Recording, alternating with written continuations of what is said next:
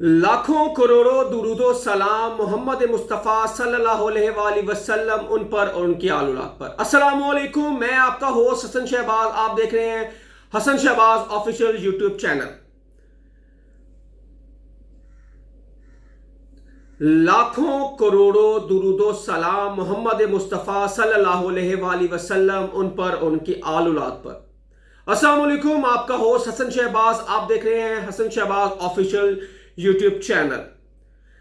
आज बढ़ते हैं टॉप स्टोरी की तरफ।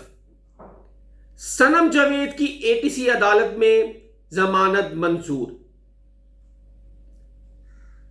सनम जावेद ने हल्का NA 119 से इलेक्शन से दस्तबरदारी का ऐलान कर दिया।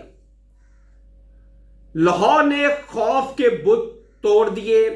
ये सारी तफसील मैं आपके सामने इस व्लॉग में रखूंगा। सबसे पहले सनम जावेद की आज इंतशात दहशत गर्दी की अदालत में पेश हुई और जज अरशद जवेद चद्दर ने उसके जज थे जब ये केस गया। और ये बेसिकली केस है मुस्लिम लीग नून का दफ्तर को जलाने का, जो माल टाउन में वाक़या है। और 9 मई में जब ये कुछ हुआ था उसमें मुस्लिम लीग नून का दफ्तर को भी जलाया गया था, जिस पर सनम जावेद पर ये FIR काटी गई थी। और सनम जावेद इससे पहले 5 मुकदमात में जमानत पर रिहा हो चुकी हैं। उनको जमानत मिल चुकी है ATC अदालत और दूसरी अदालतों से।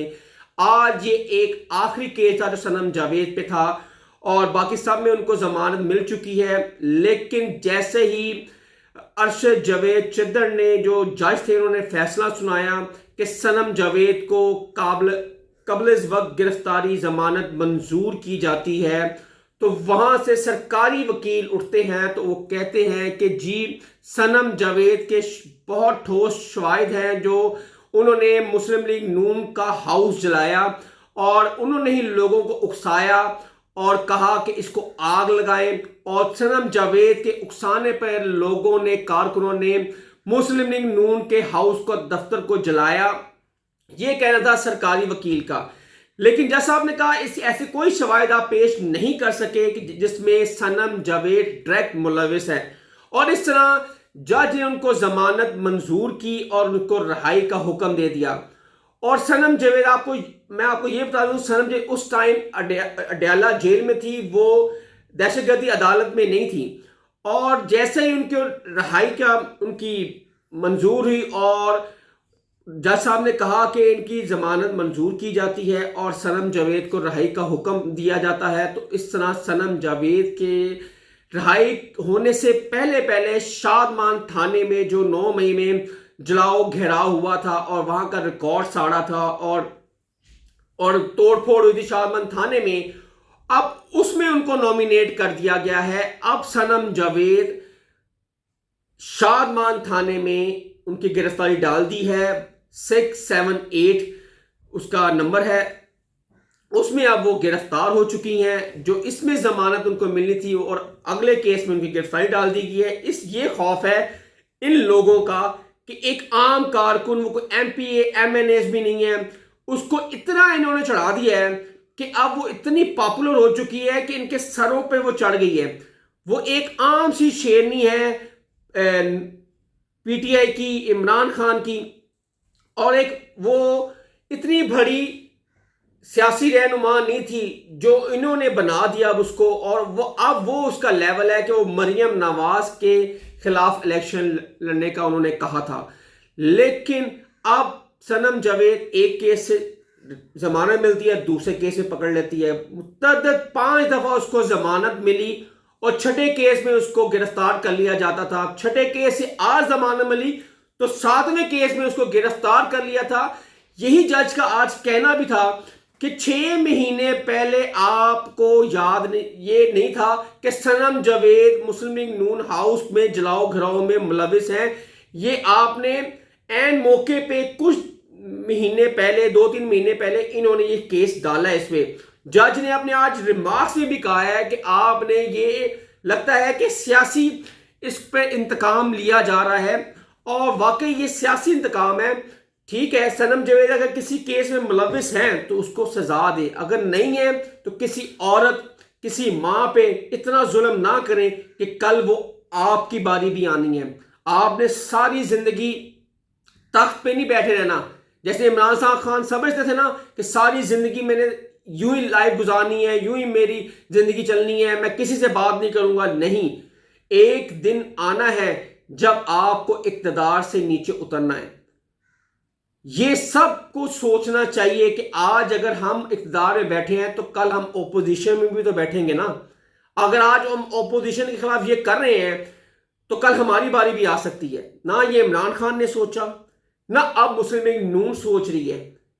अगर इसी तरह ही चलते जाना है तो फिर एंड कहीं पे भी नहीं होना। फिर सारी जमातें, आज तेरी बारी कल मेरी बारी, फिर एनजी काम चलना है। और उसके बाद सनम जावेद ने 119 मरियम नवाज के खिलाफ जो इलेक्शन लड़ना था, उस हलके से उन्होंने अपने नॉमिनेशन पेपर वापस ले लिए हैं और शहजाद फरूक के हक में उन्होंने दस्तबरदारी का ऐलान कर दिया है। अब वहां पर मरियम नवाज बामुकाबला शहजाद फरूक के साथ वो लड़ेंगी और शहजाद फरूक एक स्ट्रॉन्ग कैंडिडेट है। कल हमने जैसे देखा कि उनकी बहुत बड़ी रैली थी, जैसे लाहौर ने खौफ के बुत तोड़े और पूरा पाकिस्तान, लाहौर, पंजाब के लोग निकले। सबसे ज्यादा जो लोग निकले थे और कौन सी हल्के से निकले थे वो भी मैं आपको बताऊंगा। सबसे ज्यादा जो हल्के से निकले थे वो शादरा से निकले थे लोग, जो NA 117 है जहां से अलीम खान लड़ रहे हैं, वहां से सबसे बड़ी रैली निकली और रुकावटें तोड़कर, पुलिस की रुकावटें तोड़कर आगे निकली। उसके बाद NA 21 जहां पे शेख रोहिल लश्कर का मुकाबला वसीम कादर है PTI के, वहां से सबसे ज्यादा लोग निकले। उसके बाद NA 119 मरियम नवाज का हल्का है जहां से शहजाद फरूक उनके मदे मुकाबिल है, वहां से तीसरे नंबर पर सबसे ज्यादा वहां से लोग निकले। ये तीन हल्के लाहौर के जो थे 14 में से सबसे ज्यादा लोग यहां से निकले। और मैं दूसरे हल्कों को ना तो मैंने देखा क्योंकि हम ऑन ग्राउंड थे, हम कवर कर रहे थे और हमने देखा कि जैसे पुलिस ने लोगों को पकड़ पकड़ कर गाड़ियों में डाल रहे थे, बुजुर्गों को भी डाल रहे थे। कोई ऐसा लग रहा था कि फलस्तीन में हम बैठे हैं, यहां पे इलेक्शन नहीं हो रहा। और हालांकि इलेक्शन में 10 दिन बकाए हैं और ऐसे गिरफ्तारियां हो रही हैं कि जैसे पनी कर्फ्यू लगा है पूरे लाहौर में। दूसरे जलसे कर रहे हैं, दूसरे बड़े बड़े कन्वेंशन कर रहे हैं, नून लीग बड़े बड़े जलसे भी कर रही है, कॉर्नर मीटिंग्स भी कर रही है। लेकिन जहां पे PTI का कन्वेंशन आ जाए, कॉर्नर मीटिंग आ जाए, ठीक है, छोटी मोटी रैली आ जाए, ये बताया ही नहीं था। दफा 144 लग गई, कोई साइन बोर्ड लगा है, कोई झंडे लगे हैं, वहां पर गवर्नमेंट के बंदे आते हैं, उतारते हैं और फ्लैक्स भी उतार के हमने वो देखे हैं, NA 119 में देखे हैं, शहजाद फरूक की फ्लैक्स उतार रहे हैं। और इधर भी देखा है, कई जगहों पे देखा है कि गवर्नमेंट महकमे के बंदे फ्लैक्स उतार रहे हैं PTI की। ये गलत है। हर एक को यकसा मौका मिलना चाहिए और ये ना करें कि कल को अगर PTI की हुकूमत आ जाए तो वो ऐसा करे तो तब भी वो गलत होगा। अगर आज PTI के साथ गलत हो रहा ना, तो कल अगर PTI गलत करेगी तब भी हम बोलेंगे कि ये गलत कर रहे हैं। सबको यकसा मौका मिलना चाहिए, सबको लेवल प्लेइंग फील्ड मिलनी चाहिए। इलेक्शन में 10 दिन रह गए हैं, मुकाबला सख्त है और सियासी जमातों ने अपनी मुहिम तेज कर दी है। हसन शहबाज को नेक्स्ट व्लॉग के लिए इजाजत दें। अगर आप मेरे चैनल पे नए हैं तो मेरे चैनल को लाइक, सब्सक्राइब और शेयर जरूर कीजिएगा। नेक्स्ट व्लॉग के लिए फिर मुलाकात होगी। अल्लाह हाफिज।